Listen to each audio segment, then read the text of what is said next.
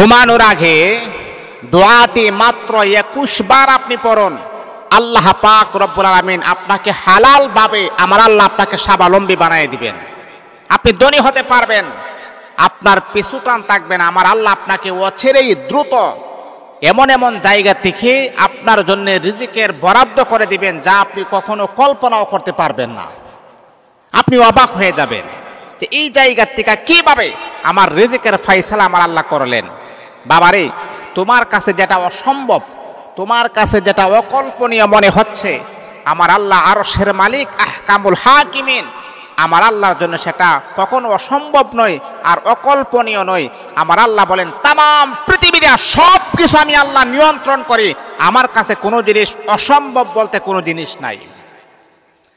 আপনি জানেন এই যে জমিনের নিচে এমন কিছু প্রাণী আছে, এমন কিছু প্রাণী আছে, প্রত্যেক দিন আমরা তো মানুষ হিসাবে আমরা 3 বেলা খাবার খাই। সকালে নাস্তা খাই, জোহরের সময় খাবার খাই, আবার রাত্রে খাবার খাই, 3 বেলা খাবার খাই। তার মাঝখানে আমাদের অনেকগুলো ইব্রিথিং নাস্তা আছে, চা আছে, বিভিন্ন জিনিস আছে। আর আপনি জানেন আমাদের খাবার হচ্ছে সীমিত, একেবারেই সীমিত।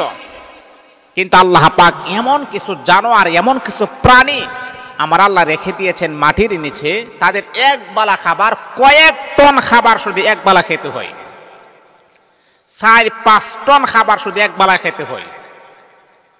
এই যে একটা প্রাণী, একটা জানোয়ার, একটা হাইওয়ান, সেও কিন্তু 3 বার খাবার খায়। এক বেলা খাবার যদি কয়েক টন খাবার খেতে হয়, তাহলে তার রিজিকের দায়িত্ব আমার আল্লাহ নিজের কুদরতে হাতে নিয়েছেন।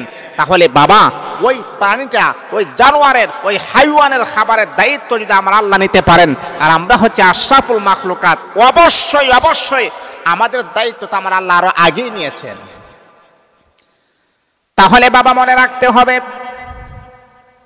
পৃথিবীতে এমন কোনো প্রাণী নাই, এমন কোনো জানোয়ার নাই, এমন কোনো হাইওয়ান নাই যে আল্লাহকে ডাকে না। এই যে গাছ আপনি দেখতেছেন, গাছও জিকির করে।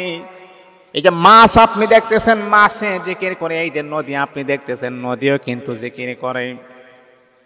আল্লাহ বলেন, অনেকের জিকিরের ধারণা, অনেকের অনুসরণের ধারণা ভিন্ন রকম, কিন্তু আমার আল্লাহ এই যে গাছ, মাছ, পিপিলিকা যা কিছু দেখেন, প্রত্যেককে আমার আল্লাহ পরিপূর্ণ জিকির দান করেন নাই, কিন্তু মানুষকে আমার আল্লাহ পরিপূর্ণ জিকির দান করেছেন।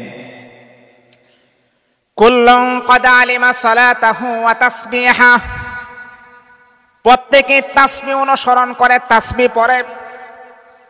আবার আল্লাহ কোন মানুষকে মানুষ ছাড়া ভিন্ন কোন প্রাণীকে পরিপূর্ণ তাসবিহ আমার আল্লাহ দান করেন নাই। একমাত্র শুধুমাত্র কেবলমাত্র আশরাফুল মাখলুকাত আমার আল্লাহ মানুষকে পরিপূর্ণ তাসবিহ দান করেছেন। এই জন্য আমরা দাঁড়িয়েও তাসবিহ পড়ি, বসেও তাসবিহ পড়ি, রুকু করেও তাসবিহ পড়ি, সিজদা করেও তাসবিহ পড়ি।